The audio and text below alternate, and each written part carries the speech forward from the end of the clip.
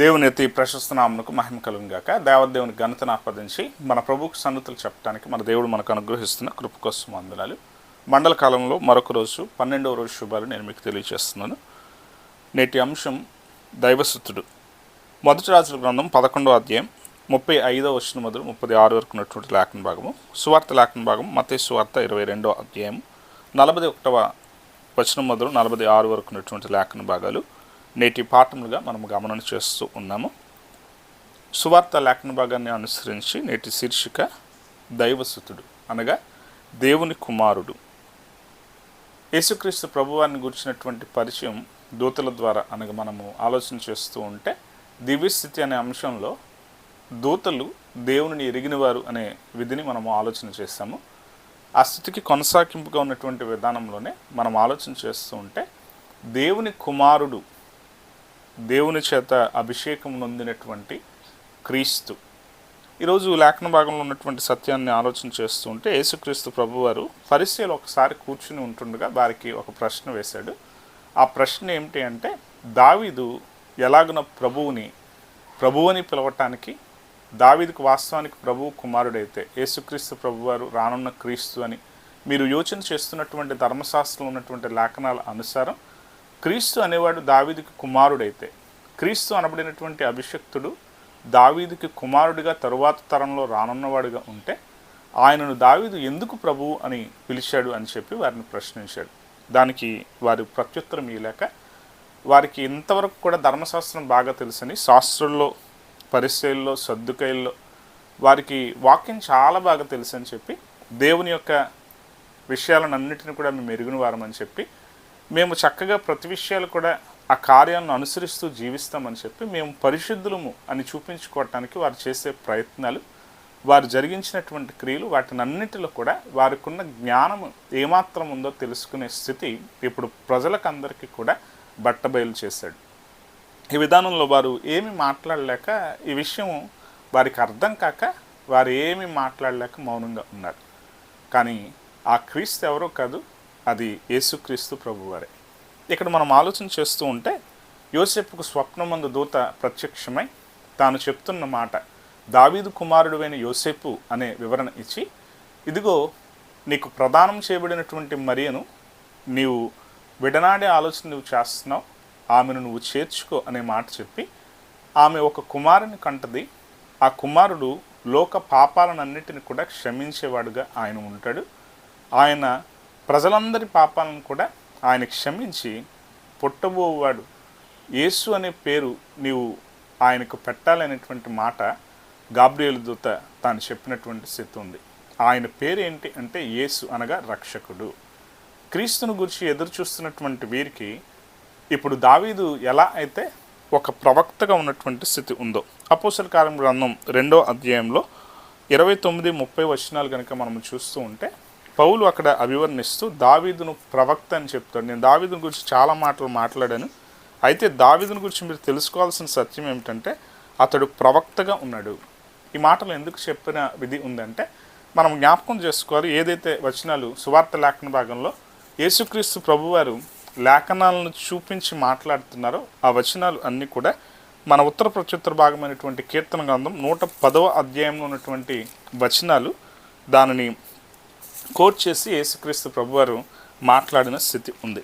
అపోస్తల కార్యం గ్రంథం 2వ అధ్యాయం 29-30 వచనాలు చూస్తూ ఉంటే, దావీదును గురించి మీతో నేను ధారాళముగా మాట్లాడుచూ వచ్చాను, అతడు చనిపోయి సమాధి చేయబడెను, అతని సమాధి నేటి వరకు మన మధ్య ఉన్నది, అతడు ప్రవక్త ఉండెను గనుక అతని గర్భఫలంలో నుండి అతని సింహాసనం మీద ఒకని కూర్చుండబెట్టెదను అని దేవుడు తనతో ప్రమాణపూర్వకంగా ఒట్టు పెట్టుకునే సంగతి అతడు ఎరిగి.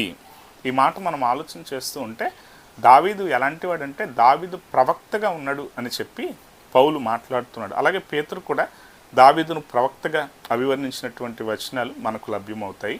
ఈరోజు మనం ఆలోచన చేసే స్థితుల్లో దావీదు ఎలా మాట్లాడుతున్నాడంటే, ఈ 110వ కీర్తన మనం గమనం చేస్తూ ఉంటే మాట ఇచ్చిన దేవుడు మాట తప్పడు. దావీదు ఈ మాటలు తెలియజేస్తూ, ఇదిగో నాతో దేవుడు మాట ఇచ్చాడు, ఆ మాట ఇచ్చిన స్థితి ఏంటంటే, నీ సింహాసనం నీవు నా పట్ల చూపించిన విధేయతకు, నీవు నన్ను నమ్ముకున్న విధానంలో నీవు చేసిన కార్యాలకు నీ సింహాసనం శాశ్వత కాలం ఉండబోతుంది. వాస్తవానికి ఆలోచన చేస్తుంటే ఈరోజు లేఖన భాగంలో మొదటి రాజుల గ్రంథంలో మనం చదివిన లేఖన భాగాన్ని చూస్తూ ఉన్నప్పుడు అక్కడ సొలొమోను సింహాసనం ఏదైతే ఉందో సొలొమోనుకు వ్యతిరేకంగా యెరోబోము లేచినటువంటి స్థితి గురించిన వచనాలు అక్కడ మనకు కనబడతాయి. శాశ్వత కాలం ఉంటుంది అని చెప్పిన దేవుని మాట అది నిరర్థకమైందా అంటే అది కాదు. అది ఎలా అంటే మనం ఆలోచన చేయాలి. దావీదుకు దేవుడు మాటిచ్చాడు గనుక అక్కడ సొలొమోను బ్రతుకున్నప్పుడు కూడా ఆ సింహాసనం సొలొమోను నుండి తీసివేయలేదు. సొలొమోను కుమారుని కాలంలో ఆ స్థితి ఏమైందంటే 10 గోత్రాల వారైనటువంటి ఇశ్రాయేలు వారి మీద యెరోబోము ఏలుబడి చేయటానికి తానును రాజుగా అభిషేకించి ఆ 2 గోత్రాలు ఏవైతే ఉన్నాయో అవి సొలొమోను సంతతికి ఉంచినటువంటి స్థితి ఉంది. ఈరోజు చదివిన లేఖన భాగంలో మొదటి రాజుల గ్రంథం 11వ అధ్యాయం 35-36 వచనాలను చూస్తూ ఉంటే ఇక్కడ ఇదే స్థితి మనకు కనబడుతూ ఉంది. సొలొమోను ఎలా అయితే దావీదు చేసినట్లుగా దావీదు ఎలాగున నమ్మకత్వాన్ని కలిగిన స్థితి, దేవుణ్ణి నమ్ముకున్న విధానం తాను చేశాడో ఆ స్థితి నుండి సొలొమోను తొలగిపోయాడు. ఆ తొలగిపోయిన కారణం చేత అంటే జ్ఞానం పెరిగిన తర్వాత తాను ఎలాగన వేరు వేరు విధానాల్లో ఉన్నటువంటి ఆచారాలతో తనకు నెమ్మది కలిగిన పరిస్థితులు అన్నీ కూడా కళ్ళ ముందు ఉండి తాను తన జ్ఞానం ఏమైందంటే దేవుడు ఇచ్చినటువంటి ఆ జ్ఞానం దేవుని నుండి వేరు దేవతల వైపు వేరు ఆచారాల వైపు తాను తలొగ్గినటువంటి స్థితులు చేశాడు. భార్యలు ఆ విషయాలను జరిగిస్తున్నటువంటి విషయాల్లో వారు తప్పు చేస్తుంటే ఖండించే విధానం చేయలేదు. ఈ విధానం అంతటిని కూడా అది ఎందుకోసమంటే అది మెల్లిమెల్లిగా సొలొమోను హృదయం దేవుని నుండి దూరమైనటువంటి స్థితి అయిపోయింది. ఈ స్థితి నుండి సొలొమోను దేవుని నుండి దూరమయ్యాడు కనుక దేవుడు ఇప్పుడు ఏం చేస్తున్నాడంటే అహియా అనేటువంటి ప్రవక్తను యెరోబోము ఎలా అయితే సొలొమోను చేస్తున్న తప్పులను బట్టి యెరోబోము సొలొమోనుకు దాసుడుగా ఉన్నప్పటికీ కూడా సొలొమోను మీద ఎదిరించి తాను ఐగుప్తుకు వెళ్ళిపోయాడు. తాను అలా వెళ్ళే విధానంలో సొలొమోను ఎదిరించినటువంటి సందర్భంలో అహియాను దేవుడు పంపించి అహియా ద్వారా మాట్లాడుతూ వచ్చాడు. ఆ స్థితిలోనే 34వ వచనం మనం చూస్తూ ఉంటే 35వ వచనం మనం చూస్తూ ఉంటే అయితే అతని కుమారుని చేతిలో నుండి రాజ్యమును తీసివేసి అందులో నీకు 10 గోత్రములు ఇచ్చేదను, నా నామమును అక్కడ ఉంచుటకు నేను కోరుకున్న పట్టణమైన యెరూషలేములో నా ఎదుట ఒక దీపము నా సేవకుడైన దావీదునకు ఎల్లప్పుడూ ఉన్నట్లు అతని కుమారునికి ఒక గోత్రము ఇచ్చేదను. ఇదిగో దావీదు చేసిన మంచి కార్యాల వల్ల నేను సొలొమోనును కొట్టివేయటంలే. దావీదు అనే ఒక దీపం నా సన్నిధానంలో ఎప్పుడూ వెలగాలి. ఎందుకోసమంటే తాను యథార్థతను ప్రకటించే విషయంలో పాపాలను ఒప్పుకుని తాను ప్రాయశ్చిత్తం పొందాడు. ఆ ప్రాయశ్చిత్తాన్ని పొందిన స్థితి నుండి నేను తనను దీవించిన సత్యం అది ఎల్లప్పుడూ అందరికీ గుర్తుండేటట్టు సొలొమోను ఇప్పుడు దూరమైనా కూడా సొలొమోను దేవునికి వ్యతిరేకంగా ప్రవర్తించినా కూడా దావీదును బట్టి సొలొమోనుకు ఆ రాజ్యాన్ని ఉంచి సొలొమోను బ్రతికున్నప్పుడు నీకు నేను ఈ కార్యం చేయటం లేదు, సొలొమోను మరణించిన తర్వాత నేను ఈ కార్యాలు నీకు చేయబోతాను అని చెప్పి అహియా కలుసుకుని తన కొత్త వస్త్రం దానిని 12 ముక్కలు చేశాడు, 10 ముక్కలు యెరోబోముకి ఇచ్చాడు. ఈ విధానం అంతా పై వచనాల్లో 29వ వచనం నుండి మనం చూస్తూ ఉంటే అక్కడ ఈ సత్యాలన్నీ కూడా కనబడుతూ ఉంటాయి. మనం ఆలోచన చేయాలి. దేవుడు ఎలాంటి వాడంటే దేవుడు మాట ఇచ్చిన తర్వాత అది ఏమి ఎలాగున జరిగినా కూడా ఆ మాట ఆయన తప్పడు. కీర్తన గ్రంథంలో 110వ కీర్తనలో ఇదిగో నిన్ను నేను నా కుడిపార్శ్వంలో కూర్చుండబెట్టే స్థితి ఎప్పుడంటే నీ శత్రువులను నేను త్రొక్కునంత వరకు కూడా నీ శత్రువులను నేను అనగదొక్కేంత వరకు కూడా నీవు నా కుడిపార్శ్వంలో కూర్చుంటావని చెప్పి యేసుక్రీస్తు ప్రభువారిని ఎలా అయితే సూచించే వచనంగా రాజరిక కీర్తన ఈ 110వ కీర్తన మనం చదువుతున్నప్పుడు ఇది ఆత్మపూర్ణతతో దావీదు సర్వకాలము కూడా దేవుని కుమారుడు పరిపాలన చేయనున్నాడు అని చెప్పి దావీదు ఆత్మ పారవశ్యంతో వ్రాసినటువంటి కీర్తనగా ఈ 110వ కీర్తన మనం చూస్తాం. ఈ మొదటి వచనమే ప్రభువు నా ప్రభువుతో సెలవిచ్చిన వాక్, నేను నీ శత్రువుని నీ పాదములకు పీఠముగా చే వరకు నా కుడిపార్శ్వమున కూర్చుండుము. ఈ వచనం నేటి రోజున మనం మత్తయి సువార్త 22వ అధ్యాయంలో మనము పరిశీలతో ప్రభువు ప్రశ్నించిన ప్రశ్నలో ఈ మాట చూస్తాము. అదే విధానంలో అపోస్తల కార్యం గ్రంథం 2వ అధ్యాయం 34-35 వచనాల్లో మనం చూస్తాము. మొదటి కొరింథీ పత్రిక 15వ అధ్యాయం 25వ వచనంలో చూస్తాము. ఎఫెసీ పత్రిక మొదటి అధ్యాయం 20వ వచనం నుండి 21 వరకు, అలాగే పౌలు వ్రాసిన పరిపరి పత్రికల్లో కూడా ఈ మాటను వివరిస్తూ దాన్ని కోట్ చేసినటువంటి సత్యాలు మనం గమనిస్తూ ఉంటాం. ఈ సత్యాలను మనం ఆలోచన చేస్తూ ఉంటే దేవుడు ఎలాంటి వాడంటే దేవుడు కృప చూపించేవాడు. ఆయన కుమారుడైనటువంటి యేసుక్రీస్తు ప్రభువారు ఎలా అంటే ఆయన రక్షకుడిగా ఉన్నాడు. ఈరోజు దైవసుతుడు అనేటువంటి దేవుని కుమారుడు మనల్ని ఏం చేస్తున్నాడంటే మన పాపాల నుండి మనల్ని రక్షించడానికి ఆయన శిలువ మ్రాను ఎక్కుతూ ఉన్నాడు. ఈరోజు మనం ఆలోచన చేయాలి. ఆయనలో ఉన్న ఘనత, ఆయనలో ఉన్న జ్ఞానం, ఆయనలో ఉన్నటువంటి ఔన్నత్యం, ఆయన మాట్లాడే విధానంలో కూడా సమాధానం చెప్పలేని పరిస్థితుల్లోనికి పరిసయ్యులు, శాస్త్రులు, సద్దుకైలు, ధర్మశాస్త్ర ఉపదేశకులు, ఎలాగున అధికారం కలిగినటువంటి హేరోదీయులు, కైసరును ఎలాగున అధికార సంబంధమైనటువంటి స్థితిలో ఉన్నటువంటి ప్రజల పెద్దలు, వీళ్ళంతా కూడా ఏమయ్యారంటే ఆయన ముందు ఏమాత్రం కూడా వారి అధికారం కానీ, వారి జ్ఞానం కానీ, వారి పాండిత్యం కానీ ఏమీ చెల్లలేదు. కారణం ఏమిటంటే ఆయన దేవుని కుమారుడు కనుక, ఆయన దేవుని కృప పొందుకున్నవాడుగా ఆయన ఉన్నాడు కనుక, ఆయన దేవుని చిత్తాన్ని నెరవేర్చిన వాడుగా ఆయన ఉన్నాడు కనుక ఆయన ప్రతి విషయాలను కూడా జయించిన వాడయ్యాడు. ఈరోజు ఇశ్రాయేళ్ల పేరు మనం చూస్తూ ఉంటేనే ఇశ్రాయేలు అనే పేరే నా సొత్తైన ప్రజ. దేవుడు వారికి ఇచ్చిన ఆ పేరు ఎందుకోసం అంటే మీరు నా కట్టడలను పాటిస్తూ నన్ను నమ్ముకున్న విధానంలో మీరున్న విధానాన్ని బట్టి, మీరు మంచి కార్యాలు చేస్తున్న విధానాన్ని బట్టి, విధిని మేరకుండగా, చట్టాన్ని మేరకుండగా, ప్రజల పట్ల, పలువారి పట్ల కూడా మీరు ప్రేమ ప్రకటన చేసే విధానంలో మీరున్న కారణం చేత నేను మిమ్మల్ని హెచ్చిస్తాను. మీరు పరిశుద్ధులుగా, పవిత్రులుగా ఉన్నారు కనుక మీరు నా సొత్తుగా ఉన్నారు అని ఇశ్రాయేలుకి ఆ పేరు పెట్టాడు. ప్రవక్తలను కూడా వేరుపరిచినప్పుడు, ప్రవక్తలను కూడా ఆయన ఎలా అయితే ఆశీర్వదించినప్పుడు, ఇంకా మనం ఆలోచన చేస్తూ ఉంటే సంసోను గురించి ఆలోచన చేస్తే పుట్టినప్పుడు తాను ఎలా ఉండాలో, పుట్టిన విధానంలో ఉన్నటువంటి గర్భంలో శిశువుగా పిండంగా ఉన్నప్పుడు కూడా తన తల్లి ఏమాత్రం కూడా ద్రాక్షరసం సేవించక నాజీరు చేయబడిన వాడుగా తనను పెంచాల్సిన స్థితి ఏముందో ముందే అన్ని విషయాలు దేవుని దూత చెప్పిన స్థితి ఉంది. కానీ ఆ సంసోను ఎదిగిన తరువాత తానేమయ్యాడంటే తాను పడిపోయిన వాడుగా ఉన్నాడు, స్త్రీలోలుడయ్యాడు. ఎలాగున్నా ఇహలోకంలో ఉన్నటువంటి స్వార్థం, ఇహలోకంలో ఉన్నటువంటి వాంఛలు, కోరికలు అవి ఏం చేస్తాయంటే స్వార్థపూరితంగా, ప్రేమ అనే అంశం గురించి మనం మాట్లాడుకున్నప్పుడు ఈ లోకంలో ఉన్న ప్రతి బంధం కూడా స్వార్థంతో కూడిందే. ఈ లోకంలో ఉన్న ఏ విషయం చూసినా కూడా, ఏ బంధమైనా సరే దానిలో ముందు ప్రాధాన్యత ఏమిటంటే నిన్ను చూపించుకునే స్వార్థం తప్ప వేరేది లేదు అనేటువంటి ఆలోచన మనం చేసాం. నిజం, ఈరోజు మనం జ్ఞాపకం చేసుకోవాలి. ముందు నీకు అంత కంఫర్ట్ ఉండాలి, నీకు అంత ప్రతిదీ కూడా కోసం ఉన్నటువంటి స్థితులు ఎక్కువ ముందు మనం ఆలోచన చేసుకునే స్థితులు చేస్తాం. కానీ దేవుడు ఆ విధానంలో కాదు.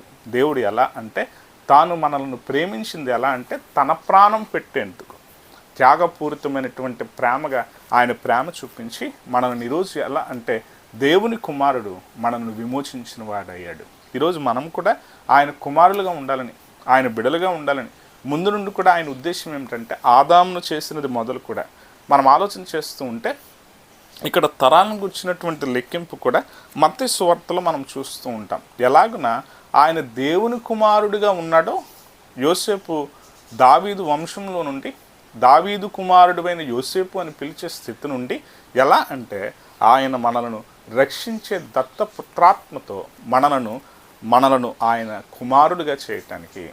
అంతేకాకుండా మనం లూకాసు వార్తలో కూడా గమనం చేస్తూ ఉంటే ఆదాము వరకు కూడా ఆ లెక్కింపు. యేసుక్రీస్తు ప్రభువారు దావీదు కుమారుడిగా తానున్నటువంటి లెక్కింపులో మొదలు తాను ఎక్కడి వరకు అంటే దేవుని కుమారుడిగా ఉండే ఆదాము వరకు కూడా పూర్తిగా వెనుకకు తరాలను లెక్కించిన స్థితులు మనకు కనబడతాయి. ఈరోజు మనలను ఆయన కుమారులుగా చేయటానికి ఆయన ఏం చేశాడంటే ఆయన శుద్ధీకరణ చేశాడు, ఆయన మనల్ని పవిత్రులుగా చేశాడు. ఎంతో గొప్ప భాగ్యమైనటువంటి స్థితి నుండి ఆయన అదముడుగా దిగి వచ్చి మనల్ని దీవించిన వాడయ్యాడు. అహియా చాలా స్పష్టంగా చెప్తాడు యెరోబోముతో. ఎందుకోసము అంటే ఇదిగో సొలొమోను ఇలాంటి ప్రవర్తన కలిగి ఉన్నాడు కనుక నువ్వు జ్ఞాపకం పెట్టుకో, రేపొద్దున నువ్వు కూడా ఇంతే. దావీదు కనుక ఎలాగో విధేయత చూపించిన స్థితిలో ఉంటాడో అలా నువ్వు ఉంటే నీవు కూడా స్థిరతలోనికి వస్తావు, నీ సింహాసనం స్థిరపరచబడుతుంది. రోజుల్లో పరిస్థితులు ఎలా ఉంటాయంటే మన కోసం, మన విధానాలు, మన ఆలోచనలు నెగ్గటం కోసం చాలా విషయాలు మనం ఏం చేస్తామంటే ఇతరులను తిరస్కరించే వారంగా ఉంటాం. ఇతరులను తప్పుడు వారిగా చిత్రీకరిస్తాం, ఇతరులను వేరుగా మనం చూస్తాము, వేరుగా ప్రవర్తిస్తాం.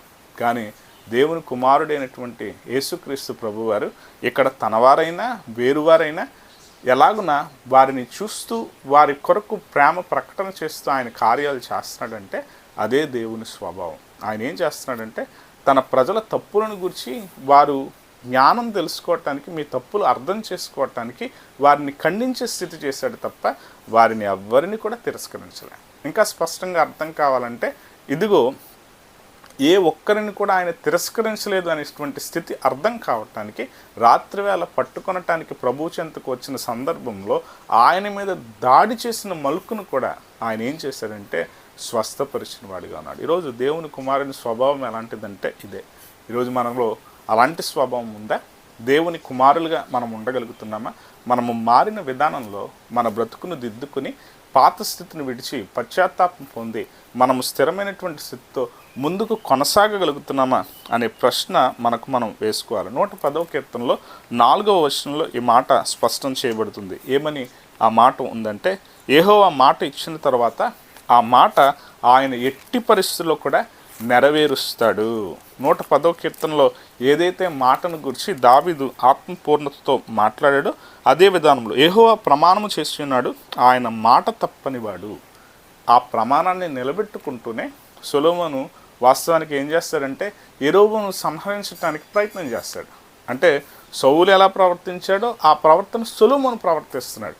దావీదును సంహరించడానికి ప్రయత్నం చేశాడు సౌలు, కానీ దేవుని కృప తన మీద ఉంది కనుక ఎలా అయితే దావీదు విడిపింపబడ్డాడో యెరోబోము కూడా ఐగుప్తుకు పారిపోయిన వాడిగా ఉన్నాడు. సొలొమోను దేవుని చెంత తన తప్పును ఒప్పుకోవటం మానేసి ఈలోక స్థితుల్లోనికి పడిపోయినటువంటి విధానంలో తాను ఏం చేస్తున్నాడంటే తన ఆలోచనల ప్రకారంగా తాను కూడా సౌలు వలె ప్రవర్తించిన వాడయ్యాడు.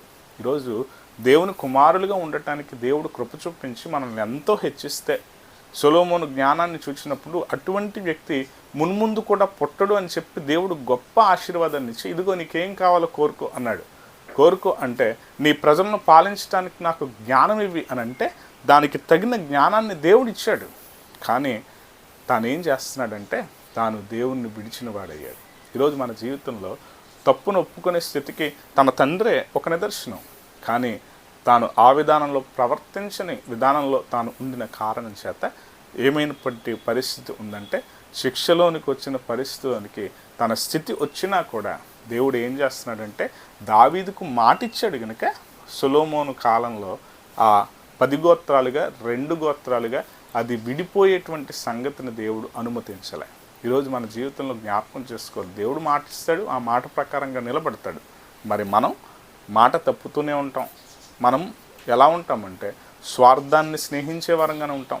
మనం ఎలా ఉంటామంటే మనం ఎప్పుడు కూడా మనము మాటను మీరే అతిక్రమ స్వభావంతోనే మనం ప్రవర్తిస్తాం. ఆ స్వభావాన్ని వీడిన నాడు మనము దేవుని కుమారులం అవుతాం. ఆ తీరులో మనం వర్ధిల్లుతూ దేవుని ఆశీర్వచనాలు పొందుకోవటానికి దేవుని కృప సదా మనకు తోడే సంరక్షించి కాపాడును గాక. ఆమేన్.